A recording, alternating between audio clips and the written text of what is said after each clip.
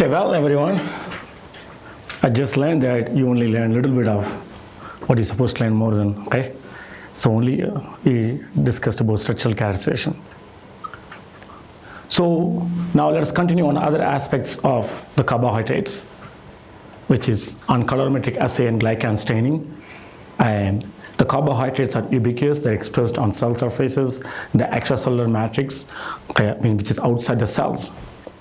And one of the major problems with the carbohydrate analysis is that you only have a small amount of carbohydrates. And as you can see from his talk, the very first slide, in the plants, your 3/4 of the body mass is carbohydrates.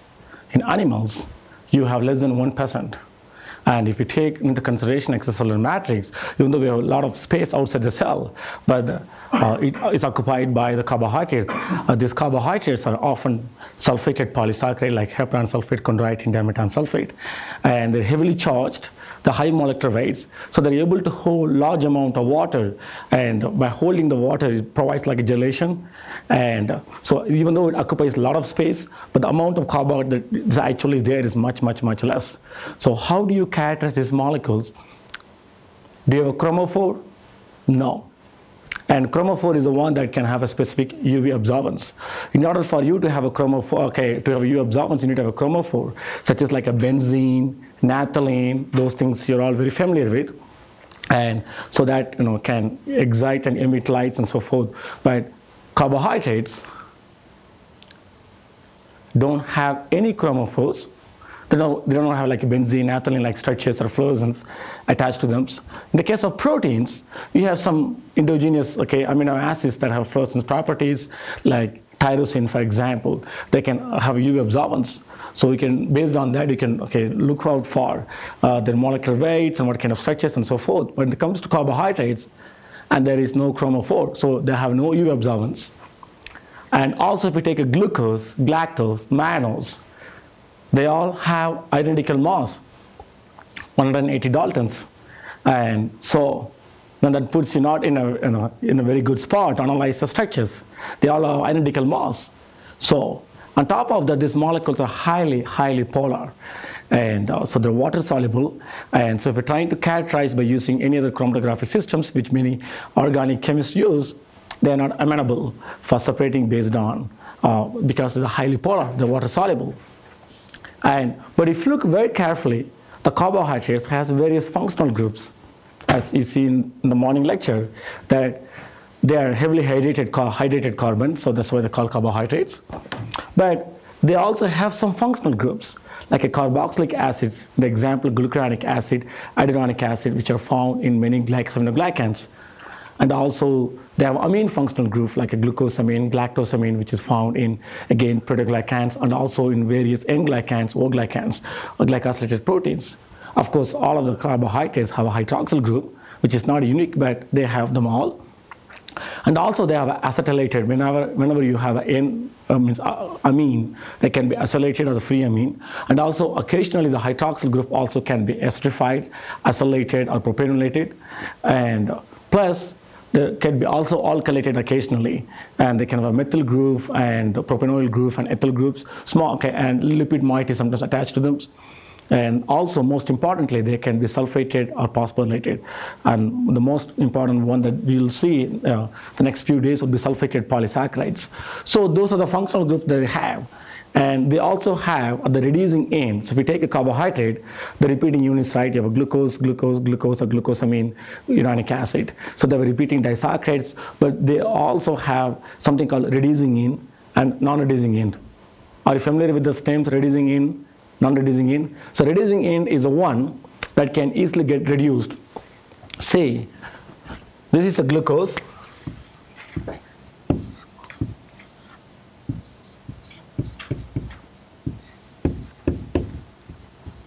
So this is galactose actually. That's fine. So this one is called hemiacetal. And so this can be easily reducible because in the open chain form, it will exist as an aldehyde. This can be reducible. That's why it's called reducing end. So when you have two monosaccharides linked, say like a disaccharide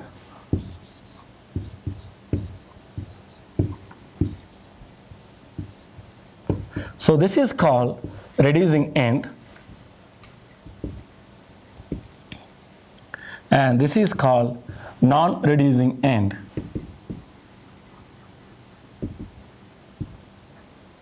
So whenever you have aldehyde like hemiacetal form, that can be reduced by reducing agent. That's why it's called reducing end.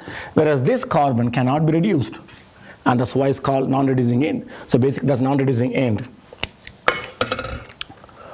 So the hemiacetal groups can be utilized to functionalize carbohydrates. Then you can make them amenable for visualizing by various techniques. So that's one approach. Another thing is that the stereochemistry of carbohydrates are different in terms of hydroxyl groups and the position of amine groups. For example, glucose and galactose, and they differ by the stereocenter at this carbon. In the case of glucose, they have an equatorial hydroxyl. In the case of galactose, they have a hydroxyl group up.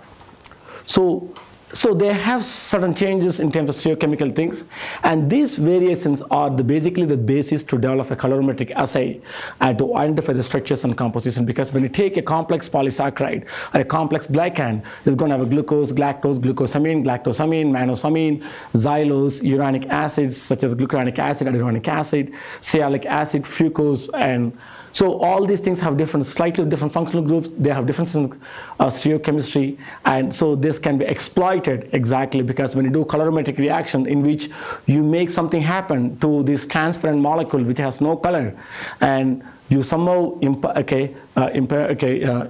provide the color for this carbohydrates by making it to react with something else. So the functional groups can be exactly exploited to provide the color for these molecules, and that's how you would deduce the structures and composition and so forth. So, wow. How many of you actually have done any kind of colorimetric test? I think most of you have done. So my first, I'm sure even those in rise, I'm sure at least in high school, you have done some kind of colorimetric test, because without going through high school, you won't be here. Without going through undergraduate education, you won't be here. So all of you would have done some level of colorimetric test one way or other. For example, well-known one, simplest one is iodine test. Iodine test, if you take a solution, if it has a starch, iodine and iodide together, if we add them, drop by drop by drop, and then eventually it forms a deep blue color. And because the starch can form the complex with iodine and iodide. And that's the first one I could recall when I was in high school. I was doing back when I was in India like 25 years ago. And so this is still true. Even if you take starch today, it's going to give you still the same color. And so in the olden days, where there is no NMR, no mass spec, these days we use NMR, mass spec to deduce structures. In the olden days, where you don't have access to the sophisticated instruments. But even now, this analysis, colorimetric analysis, still very, very valuable. And so simplest one I know is iodine test. It develops a deep blue color only with the starch, that you can see that. Another one is the Mollis test. It gives you a red-violet ring. When you take the carbohydrate solution, you add the sulfuric acid, which is a naphthol. So naphthol, you know the naphthalene with the hydroxyl groups, naphthol. So that's going to react at this reducing in. So this has an aldehyde, and this is a naphthol. What it does that, it will react this aldehyde, and it forms a complex and one naphthyl things, and that gives you a red violet ring color. Another common one that we all come across, the Fillings test, and and also the Benedict's test. Both are using the copper sulfate. So it's a copper 2 sulfate. So whenever you have a reducing end, which has an aldehyde, so the aldehyde gets reduced, copper sulfate gets now is oxidized. Then what happens? It forms a copper oxide, and that precipitates, and then it gives you yellow and brownish red precipitate. And so that's how people used to look out for the reducing sugars and so forth. Another one is Shelvanov's test, in which you get the deep red color, in which you use resorcinol. So resorcinol again is another hydroxy compound, and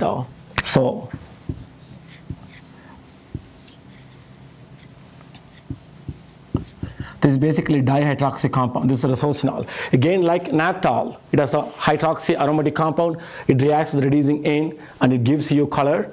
And but of course, you have to use HCl. And in the absence of HCl, you don't get this kind of color reactions.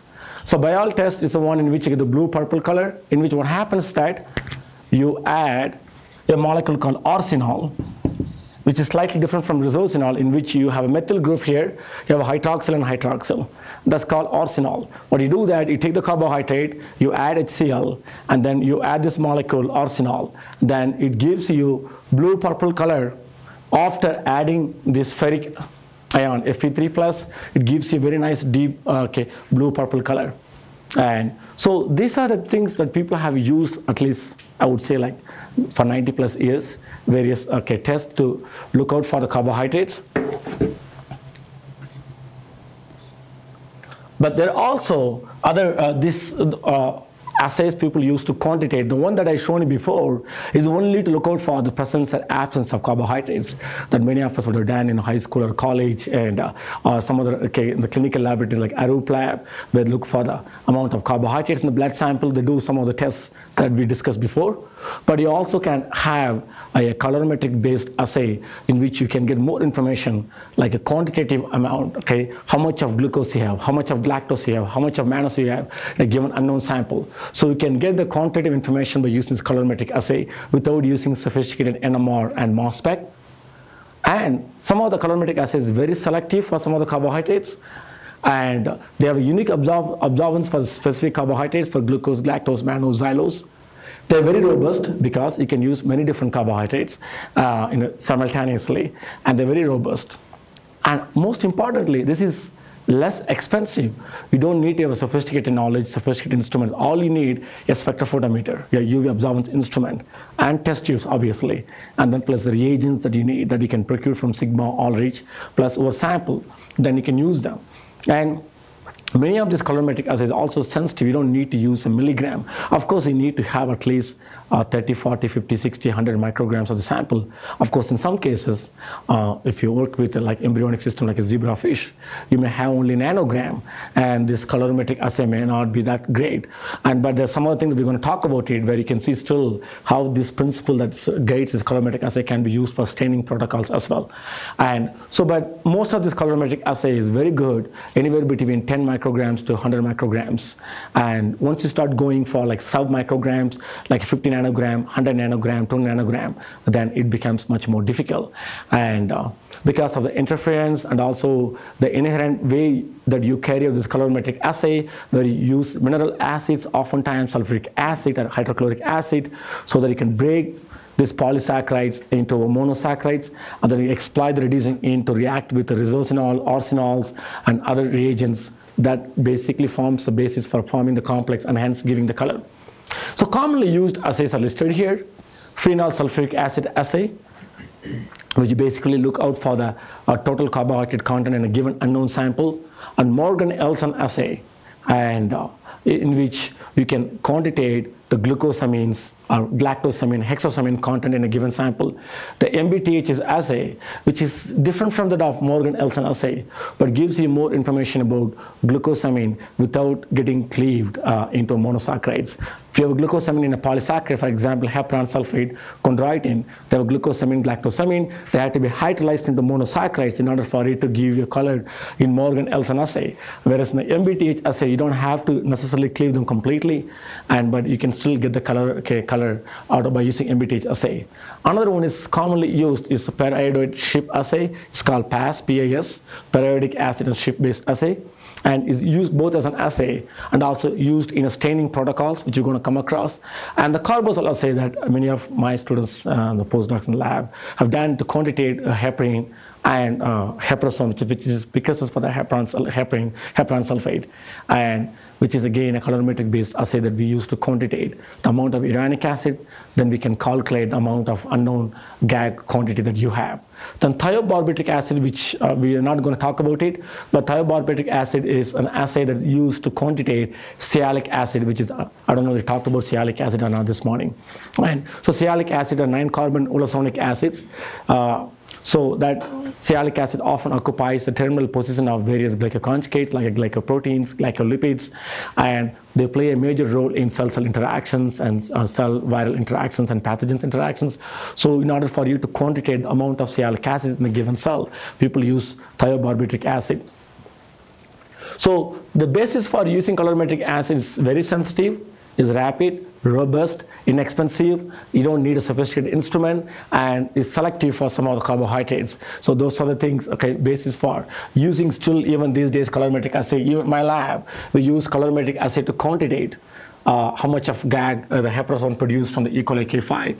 And we don't use mass spec or NMR to quantitate, because in order for you to use a mass spec to quantitate, you need to have an isotope enriched molecule, then you have to co-inject that, which is again much more sophisticated. So if you have an unlimited amount of GAG chains or carbohydrates, if you want to quantitate more than a milligram you have, then you can afford like 50 microgram, 100 microgram very easily. And the colorimetric assay is the best way you can quantitate the amount of GAG chains you have. You can ask my students, they'll tell you no other way they can quantitate by, unless you have a specific UV absorbance for a given disaccharide, then you can cleave them into disaccharide which has a UV absorbance, then we know that how much you would get the UV absorbance in HPLC, and based on that you can retrospectively calculate. But provided if you have not interfering samples, sometimes you have something else in the sample and that would interfere with analyzing by HPLC. So these are the advantages you have with the colorimetric assay. So let us first look at phenol sulfuric acid. This works. Yeah. So let us focus on the phenol sulfuric acid assay. So this phenol sulfuric acid assay can provide way to calculate the total amount of carbohydrates in the given sample. Even you have a salt, proteins, because when you isolate the carbohydrates from biological sources, could be plant, could be animals, embryos, or organs, bone, tissues, and any origin, you always end up in having something else, some kind of colored molecules. You have proteins, okay, and you have lipids, and you have a lot of other things are there. And so you can still estimate, and also plus when you purify carbohydrates, you use different chromatographic techniques and DAE columns or size exclusion column where you use a buffer. And so basically you always end up in having some kind of salts, proteins, peptides, lipids. And so when you quantitate those steps, and the phenol sulfuric acid is really a fantastic one. And you can follow the fractions, because when you collect the fractions on HPLC or manual columns, you'll have hundreds of fractions. So then you want to see which fraction have a molecule. So you can't take each tube and trying to go for NMR or mass spec. You can do it if you have your own mass spec. It will take probably one sample, 1 hour, 100 sample, 100 hours, take 3 days. If you don't have a mass spec in your own lab, you have to go to the core facility. They'll charge you $100 per sample. You have 100 test tubes. I'm sure a mentor will come to you next day. Okay, what you did, okay? 100 times $100, do your math, $10,000 gone, and to find which fraction you have of carbohydrates. So there are a lot of advantages why you still want to use colorimetric assay when you have hundreds of fractions. You collect from the chromatographic techniques. There are only few fractions have carbohydrates. Then colorimetric assays to go, where we can take 100 test tubes, you can take small amount of sample from each test tube, then you can add these reagents, and then you can look out the color development and see where the color develops, which fractions, then you can use those fractions to pull them out, and you can go to the next step. Therefore, this is a very easy assay to use phenol sulfuric acid assay. So in this case, the phenol sulfuric acid assay, you can get both reducing end, non-reducing end sugars, okay, can be calculated with the exception of deoxysugars. What happens is that in the phenol sulfuric acid assay, you take the sample, treat with sulfuric acid. Sulfuric acid, as you can see in the name, it's a strong acid. It can easily get hydrolyzed. And all this glycosidic linkage that you have, they can be easily hydrolyzable under acidic conditions. Okay, they are not like a rock. In the case of DNA, not RNA, but DNA is very, very stable. That's why, even though dinosaurs lived maybe 65 million years ago, we can still collect some DNA from dinosaur, and we can go to the lab and we can do sequencing. We can even do PCR. We can amplify. But with carbohydrates, I haven't seen anybody isolating carbohydrate from dinosaur yet. And Probably they all get hydrolyzed, broken down. Maybe you can get some aspects of that, but not completely. And the DNA is much more stable, surprisingly. And that's why that information can be transferred to the generation. We can look out for the sequence and genetic diseases and whatnot, and things that never even lived here, okay, these days. But we can still go backwards and look out for all those genetic trees. So is the cleavage based on the molarity of sulfuric acid that you use, or just the pH? And the question is, cleavage of this carbohydrate based on the molarity of the pH. And so here the sulfuric acid, even if we take a smallest amount, and it's going to be the pH 1, and because sulfuric acid is a strong acid. And of course, here you have to use the concentrated sulfuric acid, at least 1 molar, 2 molar, 4 molar sulfuric acid. The reason is that you not only do the hydrolysis of the carbohydrates, the polysaccharides, disaccharides into monosaccharides, and also they undergo other kind of reactions when you add sulfuric acid. Because sulfuric acid is a concentrated sulfuric acid, it has a tendency to trigger the dehydration. So when you add H plus here, it forms H2O, and it has a positive charge now. So if you have a sulfuric acid, it can donate the proton here. It can form hydrogen here. Of course, this is from the ring proton.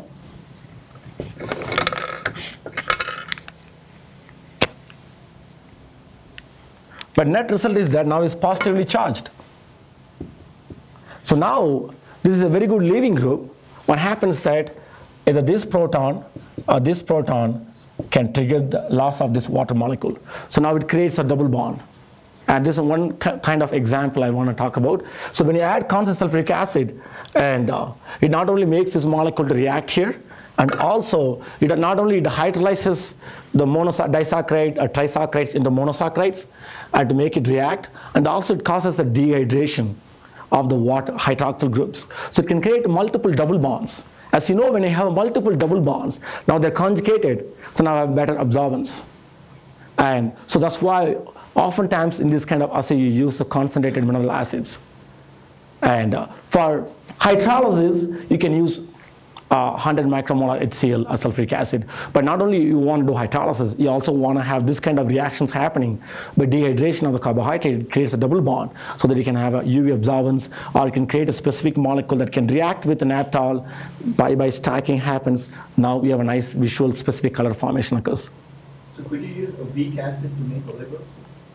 So the question is, can you use a weak acid? Because we talked about cellulose, right? It's from plant. Or you can look at the Heparan sulfate, chondroitin sulfate from animal sources. They're all big molecules from 10,000 Daltons all the way to 100,000 Daltons in the case of HS and CS. In the case of hyaluronic acid, you have up to 1 million, 2 million Daltons. It's really huge.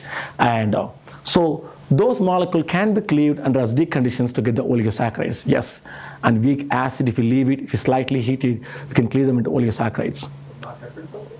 Of course, heparan sulfate also can be cleavable under acidic conditions. But you don't have a control as what you get. So we can get on one side glucosamine is reducing in. You can get the glucuronic acid. Can also, under acidic conditions, you can have a de-ensulfation happens. And a lot of other things can happen.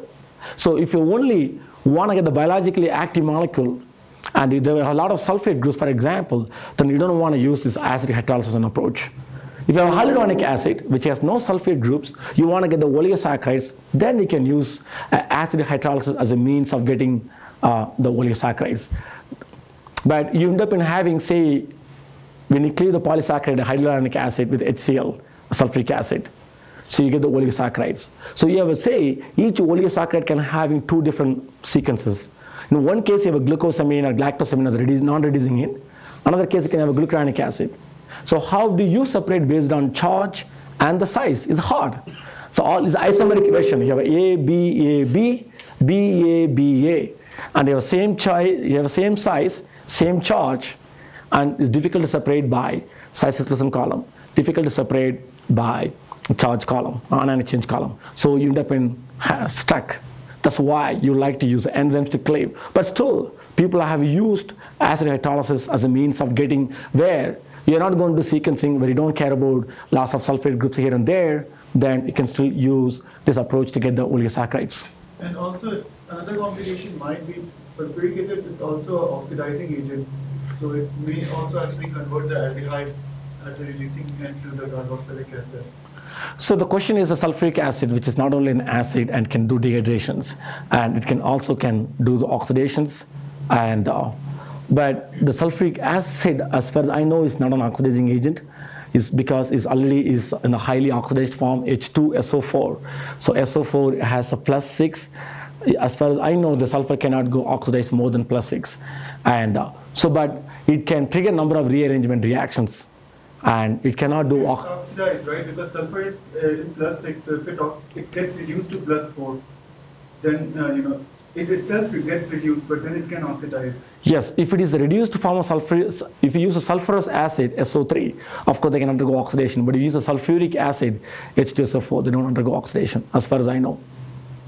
But if you have a sulfurous acid, then they can undergo oxidation. Oftentimes, you have a sulfuric acid, when they say that is 99% pure, 99.99 in water, and they can often have a small amount of sulfurous acid, SO3, H2SO3, and those things can trigger oxidation, and so that they can undergo oxidation, they can reduce something else. So, but here, now the sulfuric acid can cleave them into polysaccharides, completely into monosaccharides. Now we have all the reducing ends. Therefore, now both reducing and unreducing sugars can be calculated, but with the exception of deoxy sugars. The reason is that once you start using deoxy sugars, say, now we have this hydroxyl group, and you do dehydration now, but now you have no hydroxyl. So now what kind of dehydration you do?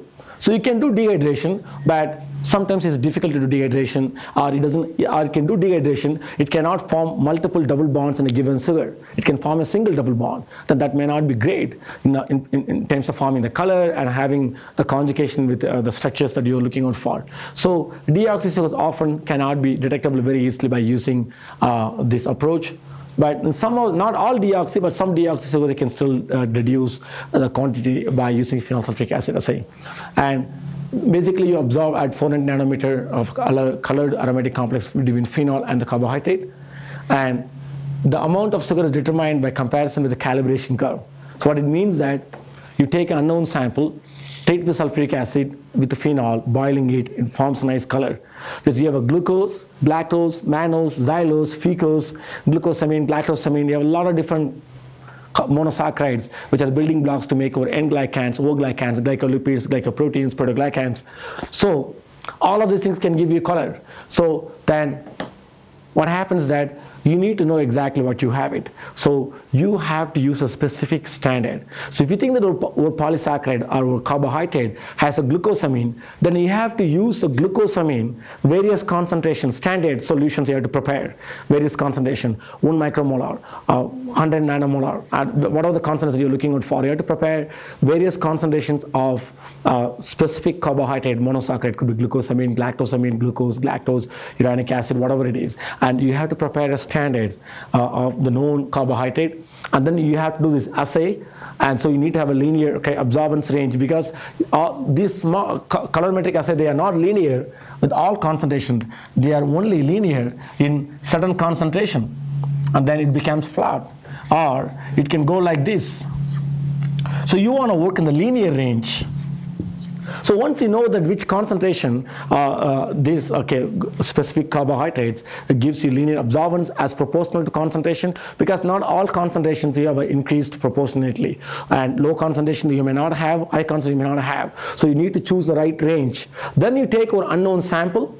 The unknown samples you try to do absorbance, and if you think that you're getting absorbance this range here or here, maybe I'm not quite satisfied. So you may have to go and do dilutions, or you have to concentrate, and then you have to go back and redo this absorbance as a colorimetric assay. So you want to make sure that your unknown sample falls in this linear range.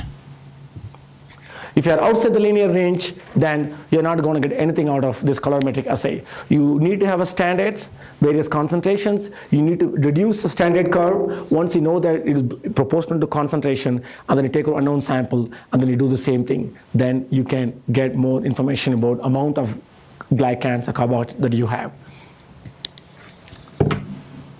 So the amount of sugar is determined that with the standards, that you have to use it. And also, for example, lactose is composed of galactose and glucose. So lactose is composed of galactose and glucose. So what is the standard that you'll be using to reduce the standard curve for calibration? For lactose, if you think that sample has a lactose, then you have two options.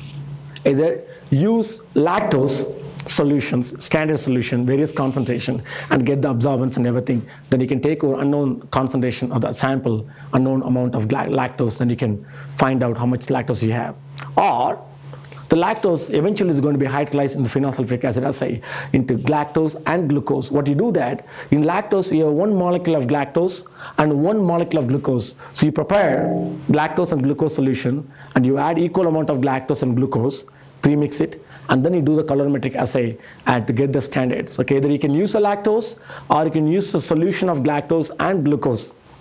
What happens? You have a carbohydrate. You don't know what the heck is this. You don't know what the sequence is, what kind of composition it is. Then you are in complete loss. You have to keep guessing. And if you know approximate composition, what kind of structure this is going to be, then you should then use. If you use for the lactose, you only use a galactose standard solution, you may not get linear correlation. You may be plus or minus 50%.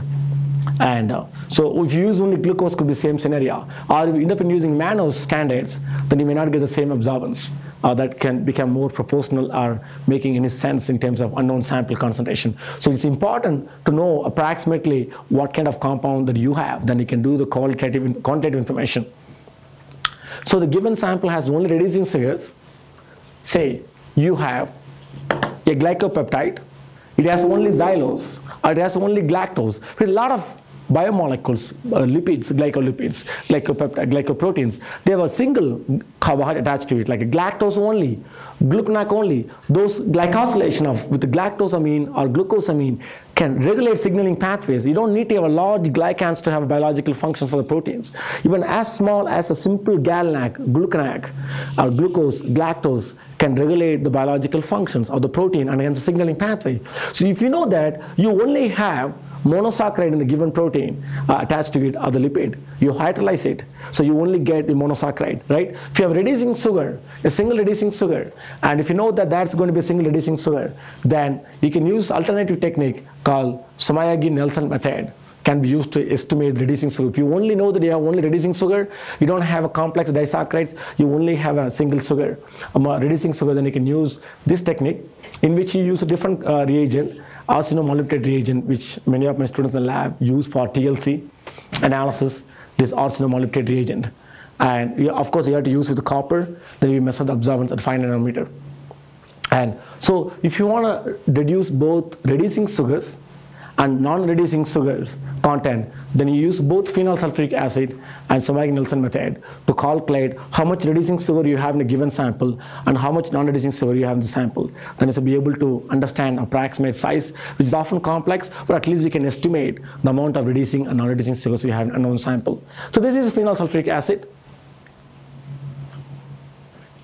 So do you have any questions here? This is still widely used. Don't think this is all old techniques. These techniques are even now applied in many labs where you isolate glycans from plant sources, animal sources, where the material is not a big issue. Then you try to do this kind of colorimetric assay to get overall information about the total carbohydrate content. So next one will focus on Elson-Morgan assay, which is great to quantitate amino sugars like glucosamine, galactosamine, which are the constituents of heparan sulfate, heparin, and chondroitin sulfate, dermatan sulfate, and also manosamine, which is involved in the biosynthetic pathway of making sialic acids. And so those amino sugars, can be determined by using Elson-Morgan assay. So what you do that, you take the sample and you heat the sample in an alkaline solution containing acetone, CH3CO, CH2CO, CH3, acetyl acetone, and then with a reagent called Eldridge reagent, which is nothing but N-dimethyl para-aminobenzaldehyde. You need this reagent, acetyl acetone, and then you also need Eldridge reagent, which is nothing but N-dimethyl benzaldehyde. You can measure absorbance at 530 nanometer if it's going to be free glucosamine, and you can use 544, 58 nanometer if it's going to be N-acetyl glucosamine, N-acetyl galactosamine. But the problem with this assay is that this assay has to be carried out in a very specific conditions. And there are a lot of different ways you can get the assay carried out at low temperature, high temperature, and also like if you keep the boiling with these reagents for longer time, for like 10 minutes, 20 minutes, 30 minutes, and you get totally different results. You take the same sample, you do this assay for shorter time, you get different absorbance. You do for longer time, you get different absorbance. And you do different temperature, you get different absorbance and different colors. So it has to be done under very proper condition, specific condition. So one day you use a water bath for 80 degrees Celsius, another day you're so lazy, you don't want to wait until 80 degree, or like water bath increase the temperature to 90 degree, well, I don't want to wait to cool it down 90, 80. Let me just do it 90 degree. Then you're not going to get the same results. And so you have to have, for this colorimetric assay, not only for this assay, for also other assays, you try to have exact conditions, temperatures, time. So you do this assay started out by boiling for like 30 minutes, you take a coffee break, or you just want to go for hiking, that's great, but make sure they come back exactly 25 minutes means 25 minutes. One day like you have 25 minutes, another day 30 minutes, 35 minutes, that can have a huge variations. And if you want to have a consistency, you have to strictly follow specific time, specific temperature. There are a lot of variations, that can have a dramatic impact and have the different results you can get. So you have to be very careful with assay conditions. And there is also another assay called is a Morgan-Elson assay, which is inverted. And so because maybe one is a first author, one is a corresponding author, they put Elson-Morgan assay, when maybe the first author became a corresponding author later on, maybe they changed it, I don't know exactly, but it's basically it's the two people, Elson-Morgan and then Morgan-Elson, which is slightly different, in which you can take the sample directly and treat with Eldridge reagent without going through this acetyl acetone. It still gives you color, and that's called Morgan-Elson assay. So it has also been shown in this assay by using borate, because you have a lot of hydroxyl group, the borate has a tendency to form the complexes, and as you have a sample from unknown sources, you have a sodium, calcium, magnesium, because you're isolated from biological sources, you always end up in having some kind of inorganic cations like manganese, calcium, magnesium, sodium, potassium. All those things, the presence of those ions can affect sometimes in this assay. So when you start using the borate can chelate the hydroxyl groups, BH3BO4. The borate can chelate the hydroxyl groups. By chelating with the hydroxyl groups, and you can displace sodium, potassium, calcium, and then you carry out this assay. No matter you can have the sample from various sources, and then you do the borate treatment, and then you do this assay. You have enhanced detections, and also you have more consistency. And also sensitivity is also increased. So treating with the borate in some of the assays really facilitates displacing and removing the cations which are attached to the hydroxyl groups of sulfate and phosphates, and thereby you can have more consistent and reliable data. So as I told you, these reactions, assay conditions are very rigorous and very strictly have to follow specific conditions, which is also exploited. So you take an unknown sample which can have a glucosamine, galactosamine, manosamine, and free amine sialic acid. You do this Elson-Morgan assay, you get, depending on temperature you use, you can get the total hexosamine content. So you cannot distinguish between glucosamine, galactosamine, manosamine. What happens is that this hexosamine, doesn't matter whatever it is, glucosamine, galactosamine, or manosamine, it has to react. This amine group will react with this acetyl acetone and forms this intermediate. It's called chromogen, which itself, it doesn't have much color, and this is called chromogen. So and then this chromogen reacts with the Eldridge reagent, which is nothing but N-methyl benzaldehyde.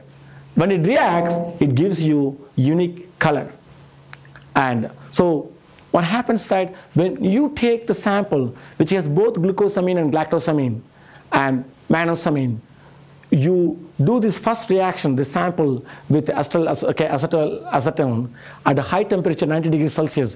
What happens is that all of them gives you this chromogen and forms the color nicely. It gives you total hexosamine content. And when you have both glucosamine and galactosamine, and you want to quantitate how much glucosamine you have, how much galactosamine you will have, then you don't want to heat it. What you do that, you take the sample which has both glucosamine and galactosamine and treat with this acetone in alkaline conditions at 0 degrees Celsius for 18 hours. Basically, you take our unknown sample and then which has both glucosamine and galactosamine, and then treat with acetone and put them in the refrigerator and then go home for 18 hours, okay? And then you come back next day and then treat with the Eldridge reagent, and you can see the formation of color. That happens only with galactosamine. So when you do this first reaction, treating the hexosamine with acetone, and the chromogen formation happens only for galactosamine. Glucosamine does not give this chromogen. What happens that the glucosamine gives you ketoimine, in which this amine reacts with the acetone. Instead of forming the cyclic structure chromogen, it forms a ketoimine, and which is not the chromogen. When you treat this ketoimine with our Eldridge reagent, it's not going to give you color. So the trick is that the temperature. At high temperature, both glucosamine and galactosamine forms this chromogen, which will react with Eldridge reagent to give you color. But if we do at 0 degrees Celsius, the first step, and only galactosamine will react, whereas the glucosamine forms a ketoimine, and which doesn't give any color, whereas at low temperature, galactosamine gives you color. And then you use both temperatures. You do one at the high temperature, 80 degrees Celsius, boiling for 2 hours, 3 hours. Another one do at 0 degrees Celsius. And then you do this assay, you only get for galactosamine. So this is a great advantage. If you want to quantitate how much chondroitin sulfate you have in a given tissue and how much of heparan sulfate you have in the tissue, because oftentimes in a given cell you always end up having both chondroitin, dermatan, and heparan sulfate. It's impossible to see only heparan sulfate or only chondroitin sulfate. Most of the cells end up having both glucosamine containing heparan sulfate or galactosamine containing chondroitin sulfate. So you want to quantitate how much of HS and CS you have. You can indirectly calculate based on how much of glucosamine, galactosamine you have by using this technique.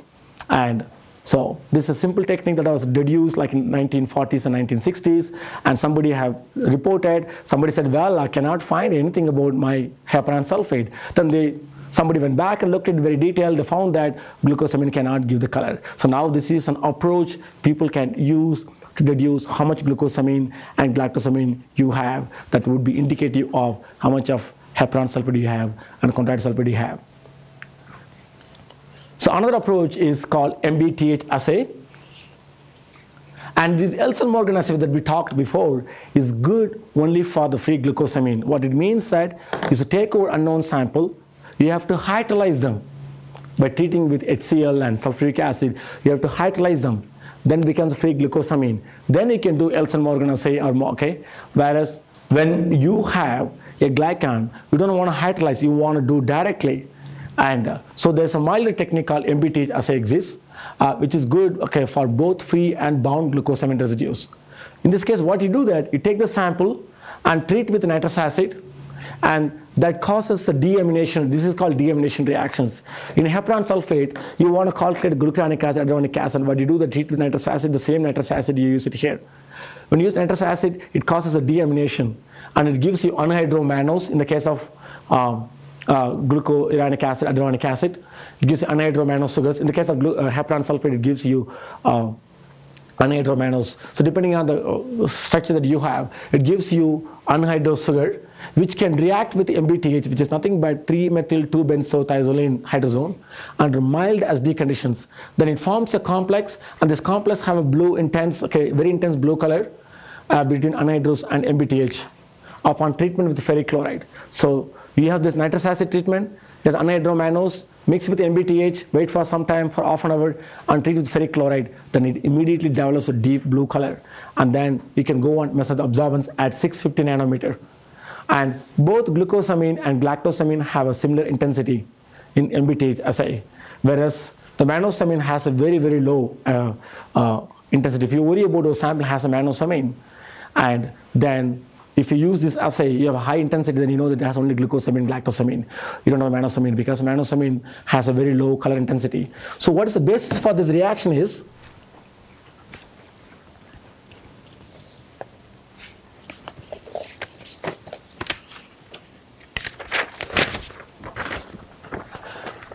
for some of the reactions I couldn't get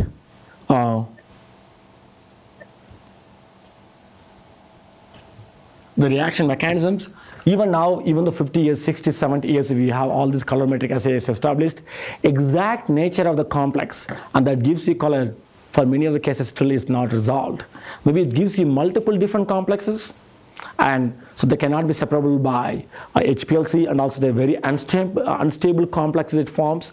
If you leave it long enough, you try to purify by HPLC, then again, now you don't no longer have under sulfuric acid conditions, these complexes can collapse, it loses the color, and so it still is a big mystery in the field of colorimetric assay, what gives you color. But in some cases, we know exactly what gives you color. And so you have this amine, glucosamine, and nitrous acid, it undergo deamination reaction. That's what I said, deamination reaction.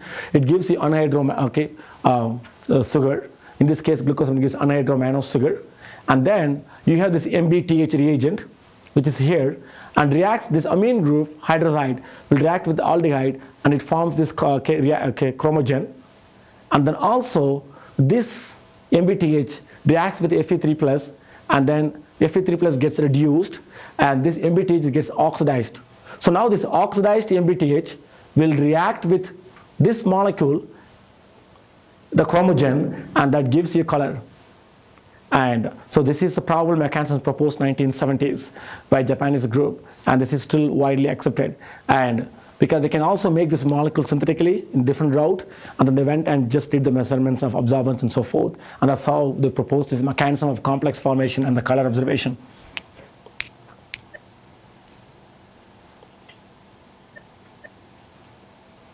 Oops.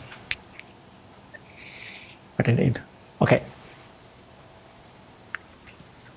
So let's move on into looking at the Carbazole assay. So how many of you have done any Carbazole assay? I think very few, because we do this Carbazole assay in our lab routinely because we isolate gag chains from cells and also from bacteria. So we do this assays very routinely. This is a very important assay in glycosonic field. And it's specific for uranic acid. We talked about Morgan-Elson assay, which is for exosamine, phenol sulfuric acid assay for all carbohydrates, and whereas the Carbazole assay is very specific for uranic acid. It involves two steps: treating the unknown sample with sulfuric acid or mineral acid, and then followed by reaction with Carbazole. So Carbazole is this. That's why it's called Carbazole assay. So you have benzene, it's a pherol, and so this is called Carbazole. And that will form the complex with our carbohydrates, uranic acid.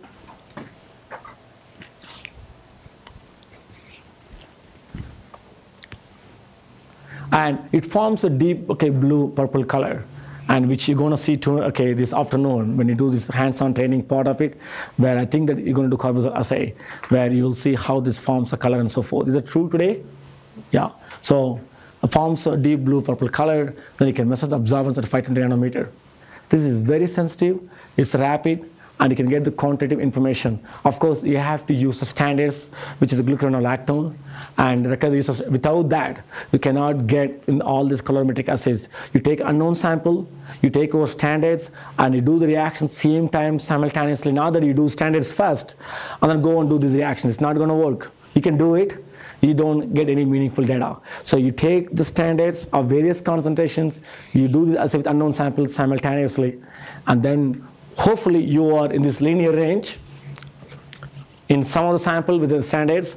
And so if you may get this curve, then you have to choose only this concentration range, and then you put an unknown sample, then you should be able to get it.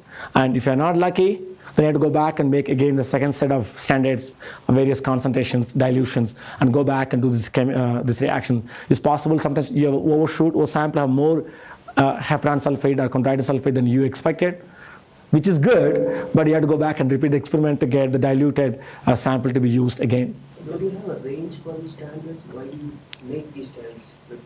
Why do you have to repeat the standards at different concentrations? I didn't get that part. You said because the standard, yes, the question is, why do you have to go back and repeat the standards? Because suppose you have unknown sample, which is not falling within this range.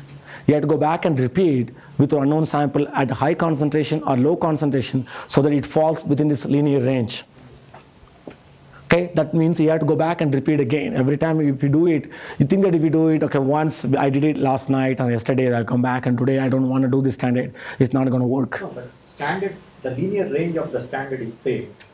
So the unknown sample you can do at different dilutions rather than... Yes, yes, the unknown sample you can do that. Sometimes what happens that you prepare the sample, you think that you have less sample, you concentrated it, you have more than what you needed, then it will be outside the range. And also even the standards, sometimes you may not be within the linear range because what is reported in the literature and go back and try to do it, it may not give you the same linear range. You may end up in having only this much, maybe 2 samples will be linear range, then everything else off the range. You won't have more than 5, 6 concentrations within the linear range. When you sometimes you do dilutions, you do 10 times dilutions, you may have to do twice dilutions, 2 times, 3 times, 4 times, then you'll be in the linear range. Sometimes you overshoot or undershoot. And in order, so you need to have at least 5, 6 different concentrations to be in the linear range. Only 2 concentrations, you have a linear range, and then everything else, then that's not right, 2 points. So that's what I'm trying to say. Yeah. The thing is, once you have all these linear, it's Yes. only for once. Yes. After that, whatever you do is the unknown sample, different dilutions. Yes, different dilutions, but whenever you do unknown samples, you do simultaneously also with the standards. That's what I'm saying. First you do the standards first and get this linear range worked out, and then go back and take this linear range concentration and then go with unknown samples again, redo it. That's why I said you have to do twice. Because sometimes when you do first time, you have to get the standards worked out because which is unlimited quantity you can buy from Sigma Aldrich. You can get the standard curve worked out. Once you know standard range, then you can go back and redo these experiments with an unknown sample with a different dilution range. But we do need to run the standards and the unknown samples simultaneously, right? Yes. Okay. Yes. And also, is there a way to do the test just using a lowest standard and highest standard and Two data points. like the dilutions of the unknown sample? Just try this first, like in a single well, and before we weigh all the samples. Yes, the question is, so how do you do the standards, okay, to get the curve? So the best thing to do, you try to have as many dilutions as you can have, which is a reasonable range, maybe 15 different dilutions, 1x, 2x, 4x, 10x, then 20x, 40x, 100x, then maybe 200x, and then prepare the range and then see whether this works well. If it doesn't work well, you have to go back and maybe making 10x, 15x, 20x, 25x, 30x, 40x, depending on what's the original solution that you have. So you have to do accordingly the dilutions and make sure that you have at least more than 5 points or 6 points of concentration that has a linear range. Sometimes I've seen you have a graph with a curve, but only 2 points that you have, which is not good. So when you know this is the range, try to go back and repeat with more dilutions. So they try to give as many points as you can, which falls within the linear range. Then you go back and take your unknown sample, then it's easier. Then it's very predictive. One of the things that you have to remember is that the standards have to be pretty close to the sample that you are trying to measure. So your question as to why do you need to repeat Yes. is that the standards have to be pretty close. You cannot take uronic acid from a completely different source, uronic acid containing molecule, and try to estimate it for Heparan. In fact, the standards have to be fairly close because the reaction is heavily dependent on the original structure. And it's also heavily dependent on the conditions. So day-to-day conditions also change. So you cannot use a generalized curve 10 days ago and use it today. You cannot do that. Because it's very sensitive. It's sensitive to certain things. It's also sensitive to who is performing the experiment. That's very true. And because every person is doing, okay, I can tell you, you come to my lab, 3 different people doing the Carbazole assay with the same standards, and they go and do this assay, they'll come back. Karthik is laughing because we've done this they just get totally different results, or they get the results which are comparable, but slightly where one gets 0.5, 0.6, 0.7, 0.8, one may get 0.45, 0.55. So each person has slightly different results. That's why they have that person who is performing, not that one person is doing standards for you and then you do it over unknown sample is not going to work. The same person has to, because maybe one pipettes down so fast, one maybe does gently, and all these things mixing and timing, everything matters. Why you have to treat all the samples same way. Even though you give the same protocol to two different people, they may get slightly different results because the way they mix it and everything is all okay, results in having slightly different. And also two different people in the same lab have different pipettes. So they think they're adding 10 microliter, they're adding 10.5 microliter. It's calibrated and it's consistent for that person. So other person that have different size. That's why it's critical to use the same pipette. Don't use one pipette for standards. Use another pipette for unknown sample. I can guarantee you it's not okay. Also, does the time difference between the first example to, when you do a multiplex and to, the last, well, More to first as well as last. So the question is that, when you have say like a 40 sample that you have, you do this, and then you do standards, okay, you know where the linear range, you're going to do the unknown samples, you have 40 fractions, and you want to do this Carbazole assay. But we know where the linear range is, of course you'll have standards, 5-6 points, then you have 40 samples of unknown samples with various fractions, you do it. When you do the assay, obviously you add one at a time. And so by the time you start from one tube to go to the 50th or 100th tube, maybe like 30 seconds, 40 minutes is gone.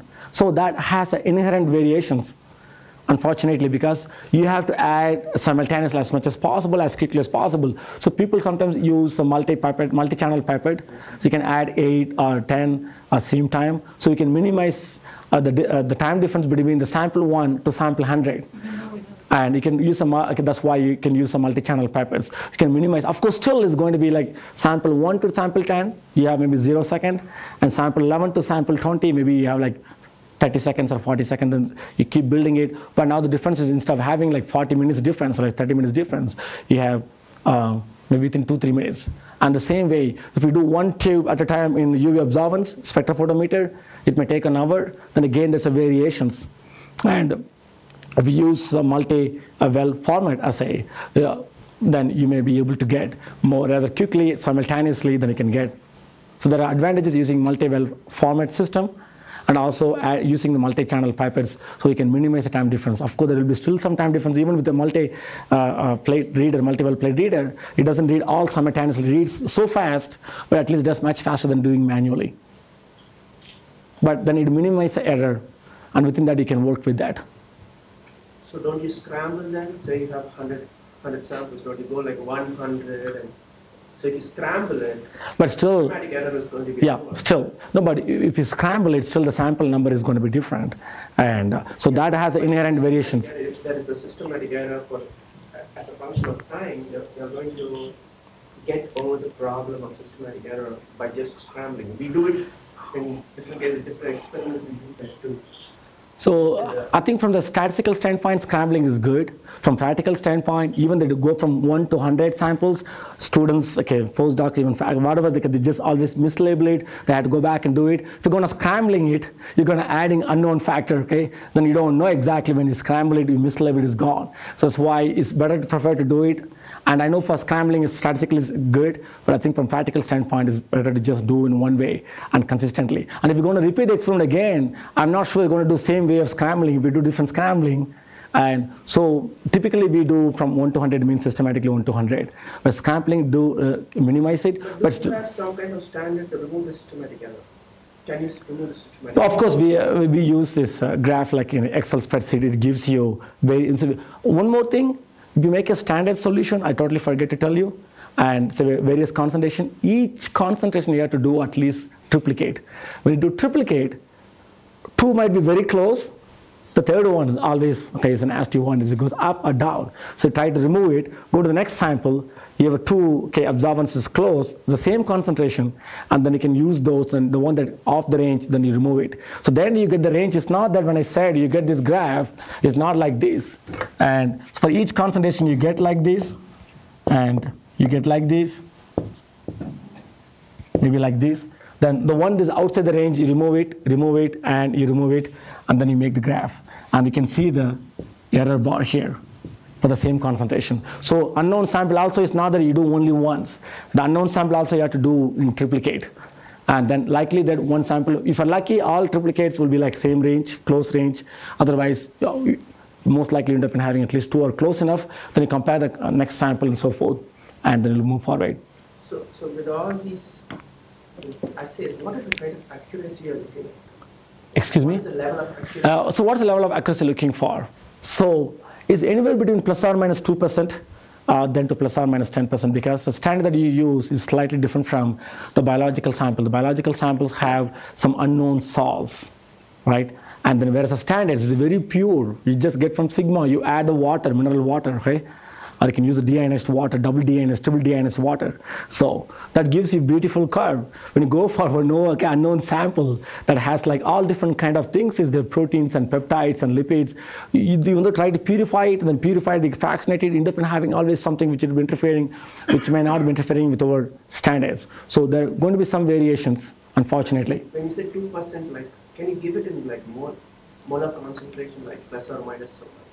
That's exactly plus or minus 2%, okay? The molar variations is going to be like, say that you have unknown sample 100 micromolar, you may end up calculating 98 micromolar concentration. If you use the NMR, you may get 100 micromolar. If you use a mass spec, you may get 99.99 molar concentrations. So this is going to be plus or minus 2%. In some assays, you may get plus or minus 10% variation. Suppose you calculated by using, say, 100 microgram, okay? Actually, you may end up in having only 90 microgram. What about if you're looking for nanogram concentrations? So if you have so these assays will work only microgram scale. If you go for nanogram scale, like picograms, it's not going to work. So you need to have at least a microgram quantity. Is that right, Tao? You need microgram quantities. And so if you're working with zebrafish embryo, and from 1,000 embryos, you get 1 microgram of gag chain. So then that's the lowest point in Carbazole assay you will get. So in order for you to get the Carbazole looking for in zebrafish embryos, you have to collect maybe 10,000 embryos. Then you may slightly move above and getting linear range. But again, 1,000 embryos, 10,000 embryos, collecting gag chains, isolating is like a lot of work. Does this assay has any interference with any sort of other biomolecules? So the question is whether this assay would be interfering with other biomolecules. Yes, as I said, it has proteins and things, peptides and lipids. Oftentimes it's very specific for uronic acid. Even others, glucose and lactose may interfere, which I'm going to talk about it next. You'll see that. And the carbohydrates, other biomolecules, and how much, like if you have a protein contamination, how much it determines, like 5%, 10%. So that is always a risk you take it, okay, depending on what kind of protein that you have. If you have a protein with a lot of carboxylic groups that you have, and so it may end up in having some false positive results. But oftentimes this is very specific for carbazoles. People have worked with peptides and amino acids, and it does interfere like 1%, 2%, 3%, 4%, up to 10%, but if you're going to have a lot of proteins, then you have a small amount of gag chains, then you are basically toasted. But if you have when you fractionate and purify, and then you have or carbohydrates larger quantities, then you are much better off. That's why when you do the HPLC, the goal is to purify your carbohydrates from other junks and other, okay, now it became a junk for you, but maybe it's important component, but in the case of carbohydrate isolation, that you don't want to have. So you fractionate on HPLCs and manual columns and size charge fractionations. So you're trying to concentrate. So each time you do that, you do the Carbazole to see which fraction has our carbohydrates. So there's going to be inherently, unfortunately, but if it's totally unlucky, you end up in having 1 or 2 or 3 or 4 fractions, you have a gag chains along with some unknown protein migrating same time because it's the same charge density and size, then it's an unluck. Then you have to use other techniques to separate them out. Given that most of the biological samples have very high protein content, would like deproteinization process be helpful?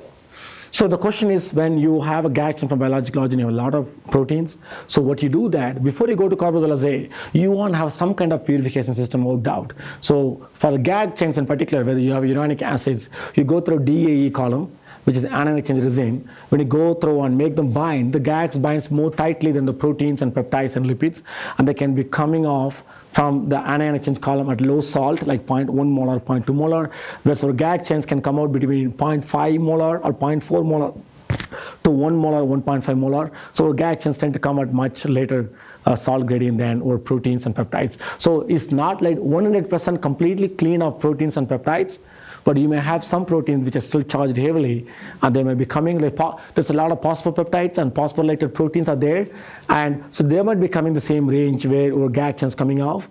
And so you end up in but at least you try to eliminate as much of protein as possible. You may still this is only one-step purification, right? So then you end up in still having some proteins and lipids. Then you go for next step purification, hydrophobic interactions column, hydrophilic interactions columns, and then the size fractionation, because all proteins is going to be so small, or GAG is so big.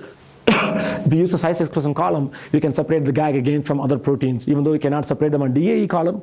But you go to the next column where the chance of getting your protein which is as big as GAG is very, very low at this stage. How about just a very simple PCA precipitation? Just precipitate. So the question is, can you precipitate our GAG? Says after the DAE column, we precipitate our GAG chains by using ethanol precipitations. When you ethanol precipitation, you also get the nucleic acids, because that's why people purify nucleic acids, DNA and RNAs. And you add isopropanol and ethanol to precipitate after like all these purification steps. The same way, this is also sulfated polysaccharide, heavily charged. They also, when you use ethanol and isopropanol precipitation, you end up in precipitating also over DNA content and maybe a little bit of proteins. But that's why you have to go through more than one steps. If you want to get absolutely pure GAGs with no other things, then still you have to use a borate, which I think that is here. And the major is, as you can see, that for different uranic acids have different colors, and also you have different interference for the different salts. If you isolate the heparin from lung, which will be different from the heparin from the brain, the heparin and chondroitin from the bone or from liver, they have different cations and different sources and biological origins. So you end up in always having different kind of salts, different proteins, different colored reaction products. So therefore always there's a variations is there. And so by using the borate, which I think I'm going to talk about here, the next step, you can reduce the interference, can enhance the detection limits, and also can avoid the effect of the salts. But keep in mind that, okay, and this borate treatment actually enhances the reactivity of manure. If you take glucuronic acid, iduronic acid, manuronic acid, the manuronic acid is not going to have any color absorbance. But as soon as you add the borate, the manuronic acid now becomes more colorful in the Carbazole assay. Okay? And so this different uronic acids like glucuronic acid, iduronic acid, the two most common uronic acids you can come across in glycosciences and in nature. Other uronic acids are very unusual, not much you have. For example, manuronic acid, glucuronic acid, and telluronic acid, those things are not there much in nature. If you take our body, I can tell you the uronic acid, more than 95% of them is going to be glucuronic acid, iduronic acid in our body. Take any tissue in our body, okay, it's going to be most likely uronic acid, glucuronic acid, and iduronic acid are the two major uronic acids we'll be coming across, which will be more than 95%. And so those two things you need to focus on. So Linker et al., Alfred Linker, who lived and died here, he did research here in University of Utah for more than 50 years in GAG chains, and exploited the differences, okay, in the color yields of different uranic acids to demonstrate. And as you can see, chondroitin sulfate has both glucuronic acid and iduronic acid. You have a chondroitin sulfate A, B, C, D, E. One of the chondroitin sulfate is called chondroitin sulfate B, which has more iduronic acid. Whereas chondroitin sulfate A, C, D, they have a glucuronic acid as a major compound. Whereas chondroitin sulfate B, which is iduronic, which has dermatan sulfate, which has more iduronic acid. So the Alfred Linker et al. Have exploited this Carbazole assay to first deduce whether the iduronic acid is there or not in the given sample. And they published this in Science actually in 1955. Maybe you can't publish in Science now in Carbazole assay, but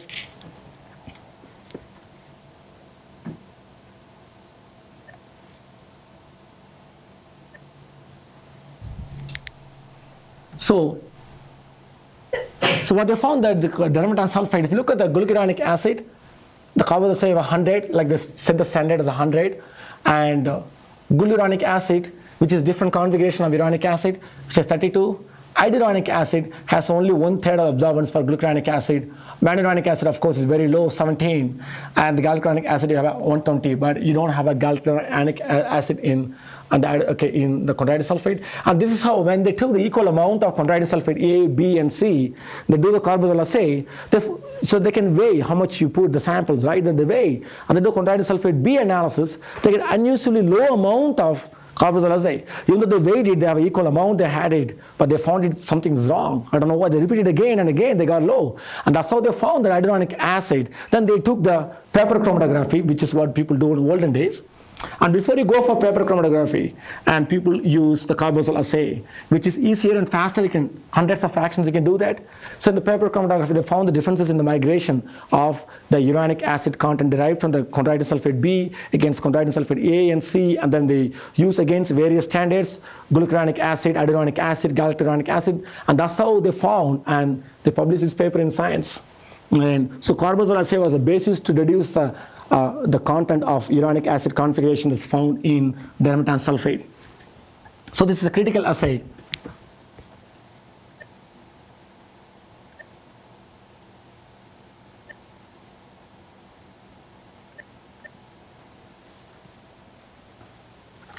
And so surprisingly, heparin, which you all know, has a more hyaluronic acid than the heparan sulfate. Heparan sulfate has a more glucuronic acid than hyaluronic acid, but the heparin has a more hyaluronic acid. So if we take the heparin and heparan sulfate, do the Carbazole assay, I can guarantee you, heparin is going to give you, even though you have to take equal amount by weight and of the uronic acid content, okay, if you do the Carbazole assay, heparin is going to give you much more intense color than the heparan sulfate. The only difference between heparin and heparan sulfate is that heparin has a more hyaluronic acid, but the heparan sulfate has a more glucuronic acid. I just said hyaluronic acid has a less color. But now I'm saying that heparin, which has more hyaluronic acid, is going to have a more intense color than heparan sulfate. How do you explain this? Still it is unknown. But in heparin, keep in mind, hyaluronic acid is often 2O-sulfated. So the presence of sulfate groups in the presence of sulfate groups in the GAG can dramatically influence the Carbazole assay, and you may get the false positive results, or like you may just be completely off the limit, even as high as 100% variations or 50% variations. You think you have 1 milligram, actually you may have only half a milligram, or you may only have a quarter milligram of sample that you have.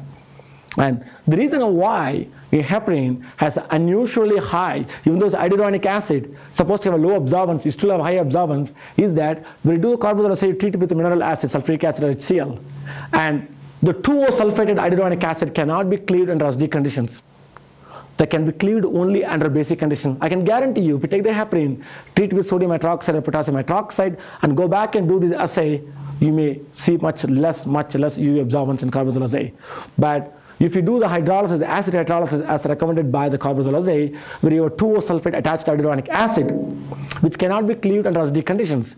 So now maybe 2O-sulfate hyaluronic acid have more intense color than just a plain hyaluronic acid. That may be the reason why. That's why you have to be careful, even though you use the standards, get all these linear, wonderful curve worked out, but there's always an unknown variations. The sulfation pattern, the interfering salts can have different results. That's why you have to be very, very careful always with this kind of Carbazole assay. So the basis for the Carbazole assay is given here, summarized. So when you take the glucose or galactose and you do acid treatment, they undergo all this kind of dehydration. I talked about dehydration forms a double bond, and it gives you furfural and hydroxymethyl furfural. And whereas take the uronic acid, do acid treatment, you get 2-furan carboxylic acid, and you also get 5-formyl 2-furan carboxylic acid, FFA. So in the hexose, which has no carboxylic group, you get furfural and HMF. In the case of hexuronic acid, you get FA and FFA. And these two molecules, in particular FFA, is the one that gives you color at 520 nanometer. And so what is the mechanism that I talked about this now? They undergo dehydrations. So now it's just I've taken the galacturonic acid, they undergo dehydrations, then it forms this kind of molecule, then they can form the open chain, and then they can condense themselves. You have a keto group, you have aldehyde, and now undergo condensation reactions, then form the 5-member ring, and they can undergo additional dehydration reactions. It gives you FFA and FA. And this FFA is the one that's responsible for forming the color by reacting with the carbazole at 520 nanometer. And so whereas in hexoses, which no carboxylic group, you have only furfural, HMF doesn't give any color. If you look at that, so there's a chemist who prepared all these 4 different molecules, furfural, HMF, and FA and FFA, and then they done the absorbance in the presence of carbazole. They do the carbazole assay with these 4 different molecules with the carbazole, and they found that molecule 4, which is FFA, which is given here, this is the only one has a very high absorbance at 520, whereas number 3 and number 2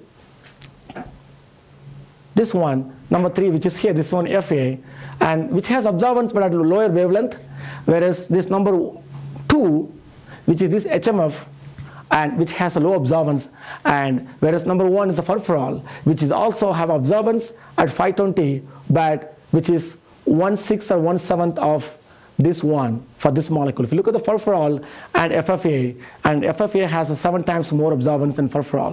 So when you have a sample which has a uranic acid and has a hexose, and the hexose is going to be broken down and hydrolyzed, undergo dehydration, is going to give you this furfural, and that's going to give you color at 520.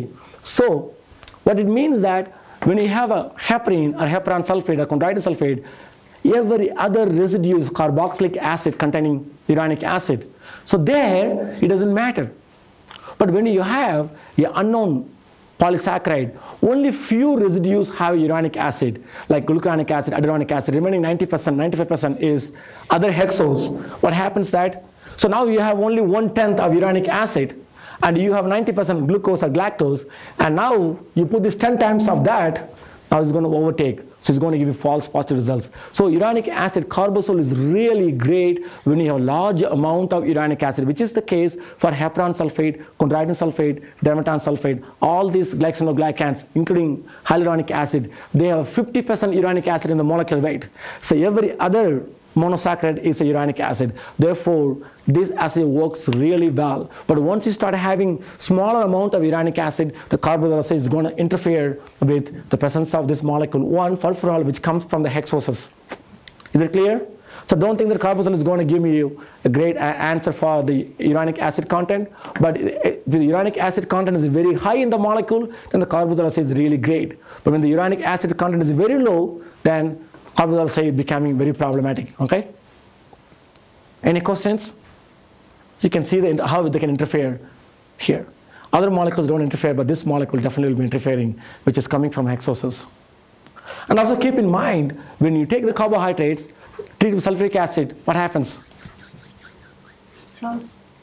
It chars. It gives you black color so quickly because it's heating, right? When you mix sulfuric acid, even with the water, it's just going to start boiling. You have to be very careful.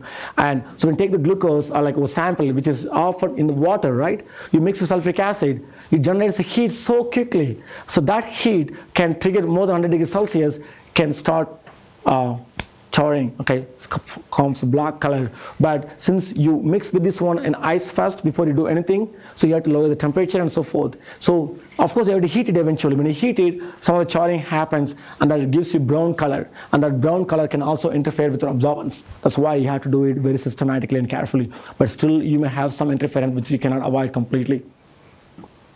But it can be overcome by having high absorbance for FFA. Is it clear? So another one is called periodic acid Schiff's reagent, and reduction of carbohydrates carrying vicinal hydroxyl groups. So this periodic acid can cleave carbohydrates which have what it means vicinal dihydroxy. Whenever you have a 2-hydroxy adjacent carbons, that's called vicinal. And I know for some of the chemists it's very boring, and we have a chemist, biochemist, biologist. So the goal is to, in this training camp and lecture series, to bring everyone to understand more about the language that we use in chemistry, and also biologists, vice versa, chemists to understand. So the vicinal hydroxyl means the 2 different carbons, adjacent carbon having the hydroxyl is called vicinal hydroxyl. So absolutely for this test, PAS they call periodic acid Schiff's reagent. The periodic acid is oxidizing agent that oxidizes really well when you have 2 hydroxy group next to each other, which is the case in glucuronic acid, aduronic acid. In the case of glucosamine and galactosamine, you don't have a hydroxyl, but you have an amine group. You have to keep that in your mind. But still, this oxidizing agent really works well with those molecules as well. So, and it has a high sensitivity, this assay, PAS assay, for GalNAc, glucanac, and N-acetylenumenic acid, N-glycolenumenic acid, KDN, and KDO.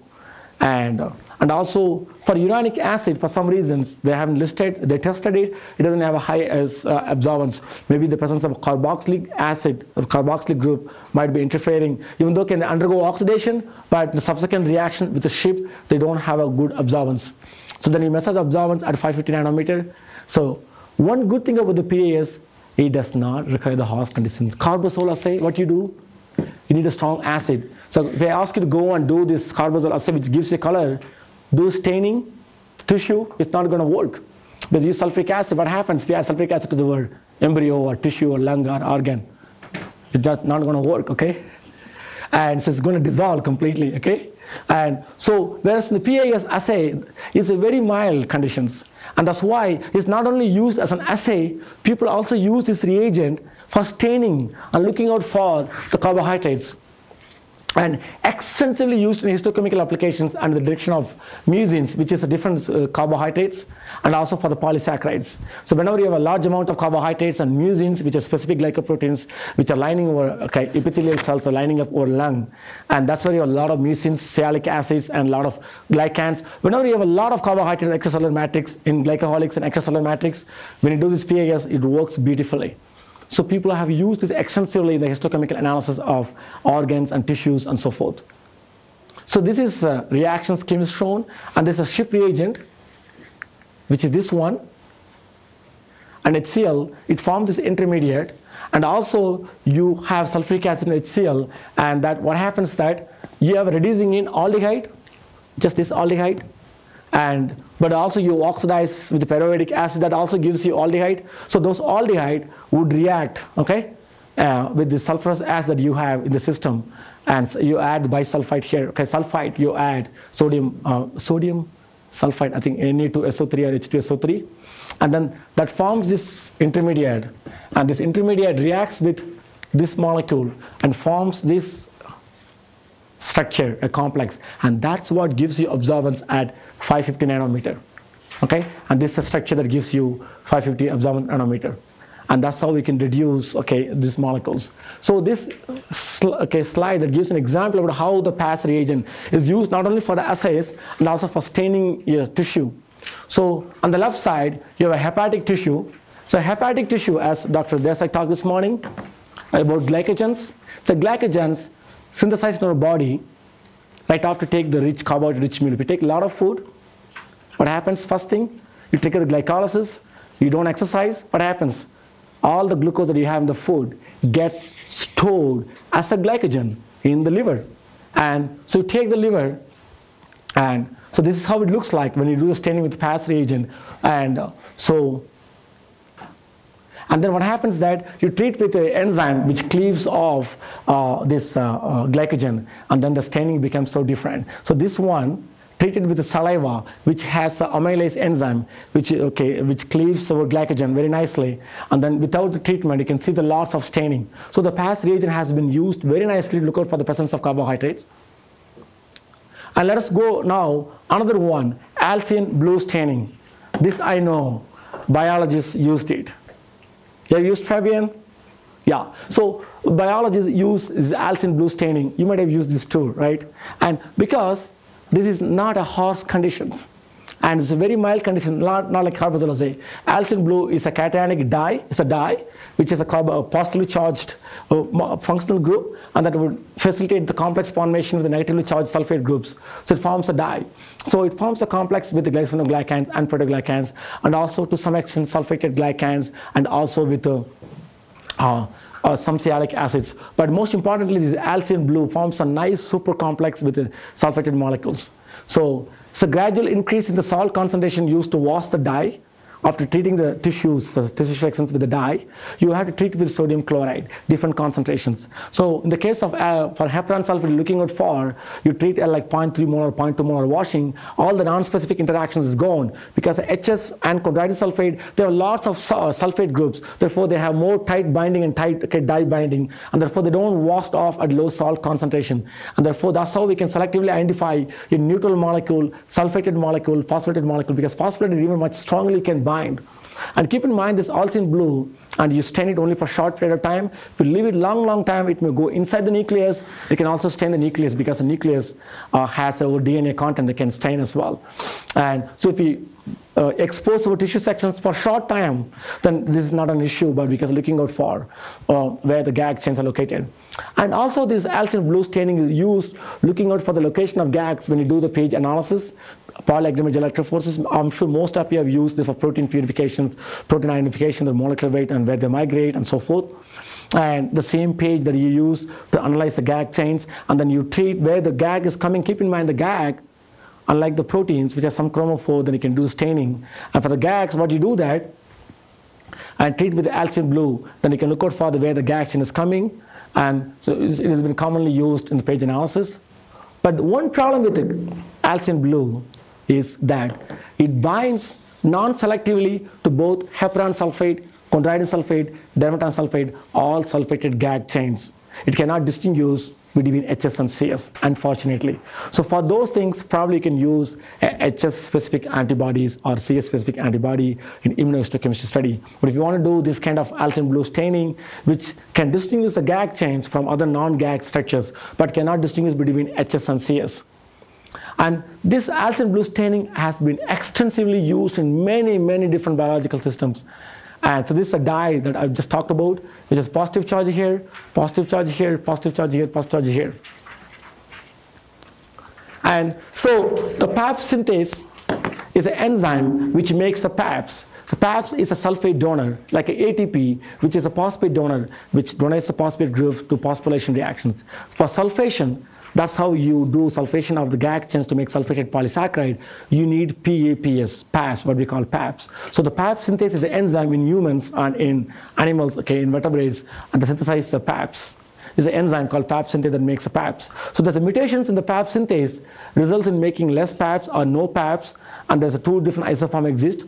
So when the mutations in the PAPS synthase then result in making less PAPS, what happens if you make less PAPS? That means you do less sulfation. If you do less sulfation, what happens? Number of things can go wrong. For chondrogenesis, you form the bone. The bone has a lots of chondroitin sulfate. If you don't have a chondroitin sulfate, you cannot have a proper bone, unfortunately. Because you think that bone has only calcium, but it doesn't have just only calcium. It also has a lot of chondroitin sulfate. That's how the name is derived. Chondroitin came from chondrocytes and that forms our bones, okay? And so what happens when you have PAPS synthase, which is blocked or mutations, what happens that now you have less donor available, you do less sulfation, and hence it affects the chondrogenesis and so forth. And here is a wild type, the post, okay, after birth, this mice, and this one is a PAPS synthase mutant. You can see slight differences. On day 10 after birth, you can see this is okay, normal one, it gets smaller. And then in the day, okay, after about a month, this the wild type mice, and whereas is a normal one. So how do you know that skeleton is different? All they do is just do the staining with Alcian blue. They look for the skeletons nicely. You can see this one. You can see all the bones and how it's formed. You can look at it. So the Alcian blue like locates all of the chondroitin sulfate, and they can stain it, and they can show the differences in the PAPS synthase mutants in the wild type is this one. And so another example, okay, the BMP, and you know the FGF, fibrous growth factors, and BMP, those two signaling molecules during early development of embryo can form the gradients, and those gradients affects the cell migration, cell differentiation, and cell death, and number of things. And so the BMP is so critical factor like FGF. And there's a receptor that can facilitate interaction of BMP subsequent signaling. So if there's mutations in the BMP receptor, what happens? Then BMP cannot trigger the signaling pathway because of BMP receptor mutations. Again, heparan sulfate, chondroitin sulfate has been shown to play a major role in regulation of FGFs and BMP. So when there's mutations in the BMP receptor, obviously it results in affecting the BMP mediated signaling. That means that HS and DS and CS that plays a role now because of mutations in receptor. As a result of that, if there's a defect in the HS pathway, the same way there's a defect in the BMP receptor production can have the similar effect. So here they're looking at the amount of GAG produced, and they can see that in the control, like day 5, day 6, day 7, this is a cell system actually used it, and what happens is that, and they have increased staining as the day passes by, and then in the BMP receptor 1B, when they transfect the cells, and they have increased staining, they can see, but not as much as, but you can see the increased staining compared to the control. But once they transfect the BMP receptor mutants with the cells, and there's not much staining. So the GAG chains interacts with the BMP receptors that trigger the signaling, and those signaling perhaps might be important for facilitating the production of HS and CA. There's a lot of crosstalk between the HS biosynthetic pathways and BMP receptors and FGF receptor signaling pathways. So once you start affecting the receptors by having the mutations, it affects HS or CS mediated signaling pathway, and they have consequences in regulating the HS biosynthetic pathways. And nevertheless, they can see the staining by using Alcian blue, and the Alcian blue staining is much less in the mutants, whereas in the control and the transfected BMP receptor transfected cells, and they have similar staining. So from that they know that the GAG somehow is reduced, and all these things, because the BMP receptor is required for the chondrogenesis. So more the chondroitin, more the chondrocytes is formed, things the bone is formed, then you have more of the GAG, you can see the staining everywhere. But when there's a chondrogenesis, it doesn't happen because of BMP receptor mutations, and chondrogenesis doesn't happen, then results in having less bone formation, and hence that means have less HS staining and so forth. And look at the total GAG staining here. They just quantitated, they just given this by in terms of pixels. And again, this demonstrates the importance of staining with Alcian blue, which basically binds to GAG more specifically and selectively. There's another stain section that I got from a company website, in which they do both Alcian staining, which stains for the GAG chains, and also Alcian blue staining followed by the PAS, which is a periodic acid strip reagent staining, and which specifically stains for polysaccharides. So they can more specifically locate for sulfated GAG chains, which is both the sulfated and non-sulfated one also can get stained by the PAS more selectively, looking for the specific packets of the GAG and non-GAG polysaccharides. So people do just the PAS only Alcian blue, they can do double staining and get more information about what kind of molecule that you're actually staining it. So again, these assays and some of the assays which are very mild, which are non-host conditions, can be exploited for staining and visualizing GAGs, which plays a major role in regulating cell function, cell behavior, and so forth. So we start with the simple biological assays and tests to see how these principles of colorimetric visualization can be exploited for immunohistochemistry studies and signaling pathways and so forth. I think I talked mostly, because I want to cover everything. And but I think you can ask me any questions. If I don't know, that's not a problem. I can go and find out. And so I know whatever I discuss with you, you can find from PubMed and Google and so forth. And why we are here, Dr. Desai, me, Dr. Krishna, like next few days. And so instead of just going to Googling and also into like websites, PubMed, you can get a lot of information you can read. But we also have done experiments in our hands, and we have experience in the lab. Our students and postdocs in the lab have done experience in the lab. So they have come across various problems and things like that, the knowledge that we have that you cannot just get simply from reading. So, and that's the main reason why we have this Glycan training camp, so that you just bombard us with questions. If you don't know, means I don't get embarrassed, that's fine. That means by our questions I learn something, then I'll go back and read and figure out what exactly it means, and I'll come back and discuss with you. Any questions? Can Yes. you also get the PowerPoints? Okay. Those will be given out as soon as we have compiled everything. So we will get the PowerPoint slides available to you through the website, and so Dr. Desai is going to make it available to all trainees, and also we have audio video now is okay. Will be now something video tape is going on. That also will be broadcast. If you wanted, you can access specific website. You can just listen. Because I have a strong Indian accent, so maybe we don't understand, and you can go back and listen, or you can email me. We can discuss. It's not a problem. But it will be all made available for you guys, both the lectures, the real video tape, and also slides. Just don't worry. Do you have a detailed protocol for all the assays? We can those in future. So the question is whether we have the protocol for all the assays that we talked about it. And so we do hands-on training this afternoon, and for trainees, and those assays, Caitlin and Tav and everybody in the lab worked out, Vimal and Karthik and they have the protocol printed out for specific assay for each day, and all those things printed out. We'll make it available, and we're also going to make it available through the website. Dr. Desai will put them, and also his plans to put them as a book eventually some point.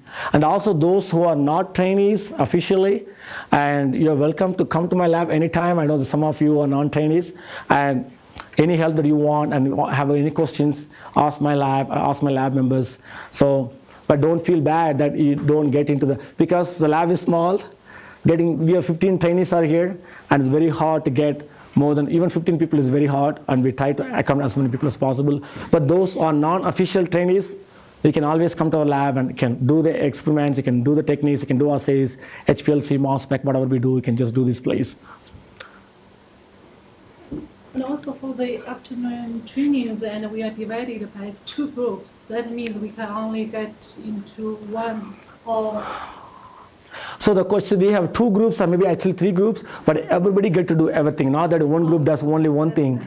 And so we have planned everything in a way that you're not off the hook, okay? You'll be doing everything, okay? But this 3 hours is not sufficient, to be honest with you. We need 30 days or more training. And I can tell you can ask all the people who do staining, and they do the first Alcian blue staining.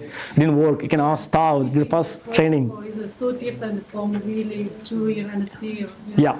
So unless you do repeat this experiment again and again and again, you don't get the beautiful result that you're going to get today and next few days. But what I'm saying is that this is the basis. We have to start someplace. So we're starting somewhere here. Yeah, my suggestion to you all is to focus on the fundamentals. If you understand the fundamentals, you will be able to reproduce whatever that you have learned here in your lab. If you don't understand the fundamentals, you may not be able to reproduce. So focus on why do things happen the way that they happen. And if you understand that, you should be fine. It might take a little bit of practice for you to come up with the same experiment or result, but you will be able to understand, or you will be able to get the result if you understand. So I know some of your biologists, some of your chemists, I know some chemists get bored when I talk about colorimetric assay, and also some chemists get bored when they talk about staining patterns and all those things. Oh, what is all those things? But the chemist is the one who develops an assay. Biologist is the one who exploits this assay for advantage understanding biology. So, but we're trying to talk the language of both chemistry and biochemistry and biology as much as we can. But I'm not a biologist, but I think eventually we hopefully bring in people like Joe Yost and other people, and who can give much more specific contents about glycosine signaling and role and their role. But we'll try to speak the language of chemistry and biochemistry to some extent biology, so that everyone understands. And I know there are slides you might get bored, there are slides other people get bored, but the goal is to bring everyone on board. Okay? I know they don't have a question, but I think I'm going to ask you all a question. Okay? So my question is the following. Return to the Elson-Morgan assay.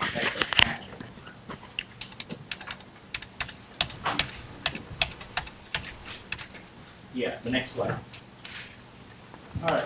So this is really interesting to me. By the way, I had not performed this assay. Okay? But this is really interesting to me. How often do you find?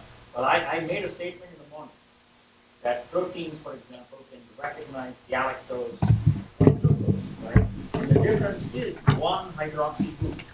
Right? That's a statement that I made, indicating that if that kind of recognition is available, the power of really using carbohydrates to make therapeutic molecules is phenomenal, right? Because the possibilities are really huge, and I hope to cover that part later on. But here, there's a protein involved here.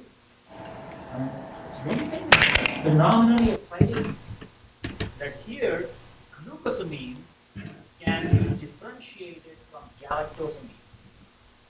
In a simple test, by using a simple acetoacetate, acetyl acetone, and in essence only that at 0 degrees. Okay. The question to you all is why?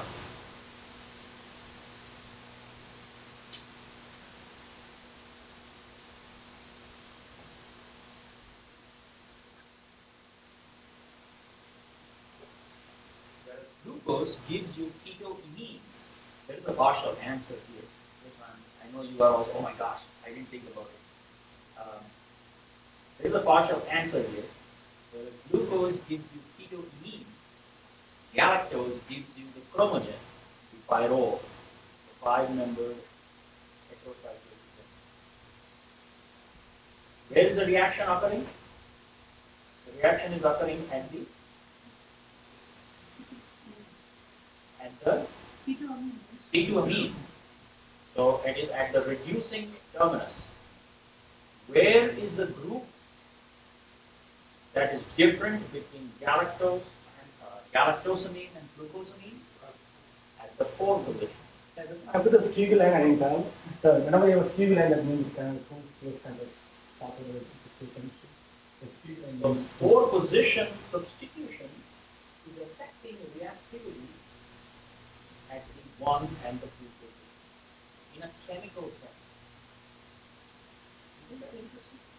I think it's pretty interesting. I tried to work out the mechanism. I think I have an answer. I don't know whether it's really true, but I think I have an answer, which is the reason I'm asking you to think a little bit. And I know it might take some time. So if you want, you can take all the afternoon. If you don't get to the answer by the afternoon, you can start it tomorrow. Okay? So think about it. So the clue is chromogen is formed and then ketoimine is formed. And the second clue that I can give you is it's related to something that I discussed in the morning. This is also very important. I discussed that in the morning. Hopefully you will be able to use that knowledge to understand why this difference occurs. Okay, clue number 3. Think about, he's mentioned 18 hours. We have not listed it here. Clue number 3, 18 hours. Why 18 hours? Or for that matter, why so many hours? I don't know if 18 is a hard and fast number. Why a so long many hours? time. But if you do on high temperature, you can do 2 over 3 years. But if you do high temperature, it won't really work. Yeah, it won't differentiate. It works, so it doesn't differentiate glucose and that. Low temperature, so many hours, 4 position, reaction at 2 position, something that I discussed in the morning. Are the clues.